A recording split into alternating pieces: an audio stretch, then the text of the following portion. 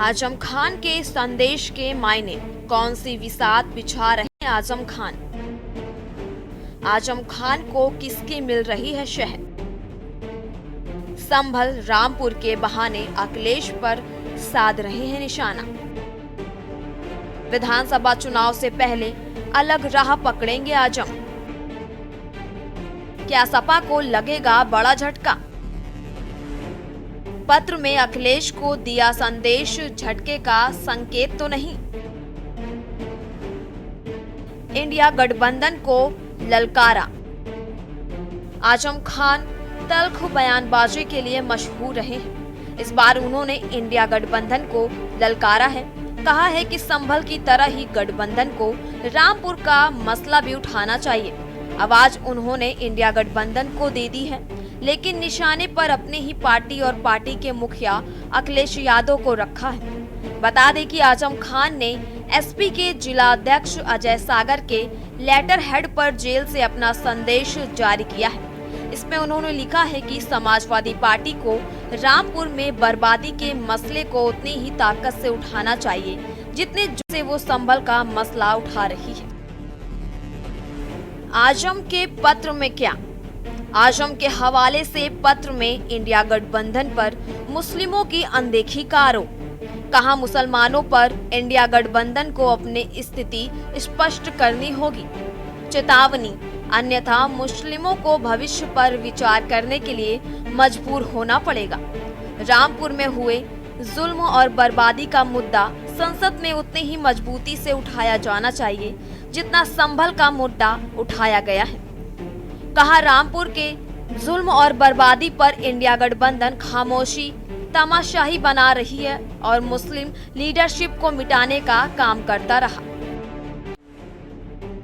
आजम खान ने भले ही समाजवादी पार्टी की जगह इंडिया गठबंधन को संबोधित किया है, लेकिन ये ख्याल रखने वाली बात है कि इंडिया गठबंधन में समाजवादी पार्टी एक प्रमुख दल है। इस लिहाज से कहा जा सकता है कि कानूनी शिकंजे पर फंसकर अपनी संसदीय गंवाने वाले आजम खान ने समाजवादी पार्टी पर ही सवाल उठाया है। आजम खान को समाजवादी पार्टी के लिए बड़ा मुस्लिम चेहरा माना जाता रहा है। प्रदेश में योगी सरकार बनने के बाद से उनके बुरे दिन शुरू हो गए थे। समाजवादी पार्टी सरकार के दौरान उन्होंने रामपुर में जौहर विश्वविद्यालय बनवाना शुरू किया था और उसके लिए तमाम जमीन कथित भ्रष्टाचार के जरिए हासिल की थी।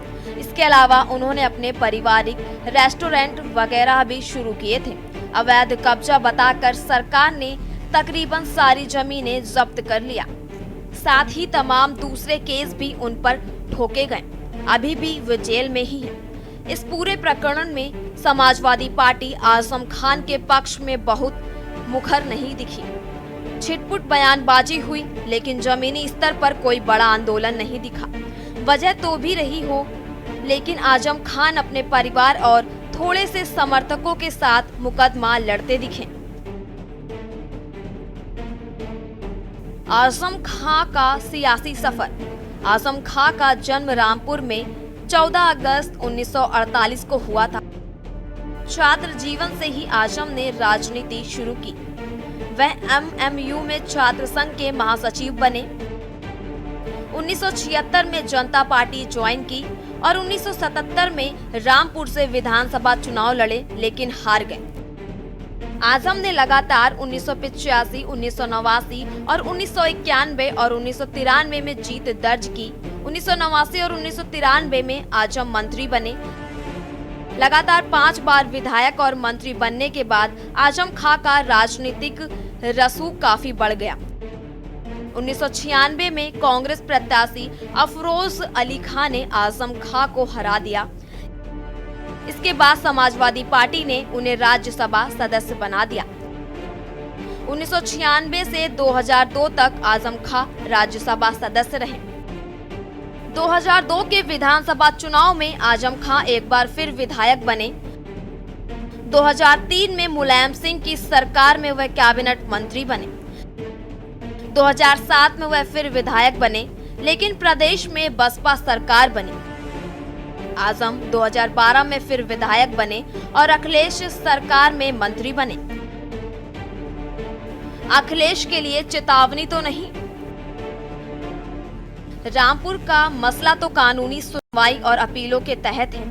कई मसलों पर अदालतें अभी भी विचार कर रही हैं, लेकिन जिस तरह से तल्ख भाषा का इस्तेमाल आजम खान ने किया है, उसे एसपी प्रमुख अखिलेश यादव के लिए चेतावनी से कम नहीं कहा जा सकता है। चिट्ठी लिखने का वक्त भी काबिले गौर है। आपको बता दें कि आजम खान ने दलित नेता और सांसद चंद्रशेखर आजाद से मुलाकात करने के बाद ये चिट्ठी लिखी।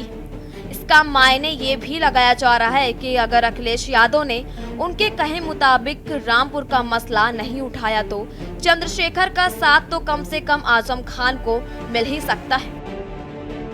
बहरहाल सवाल ये उठ रहा है कि क्या यूपी में आम विधानसभा चुनाव से पहले जेल में बंद सपा महासचिव आजम खान अलग राह पकड़ सकते हैं?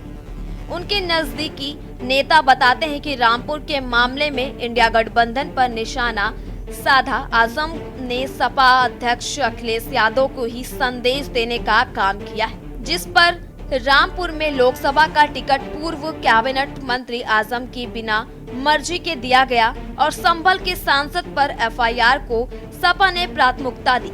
इससे कहीं न कहीं आजम को मुसलमानों के बीच अपनी सियासी जमीन भी खिसकती दिखाई दे रही है।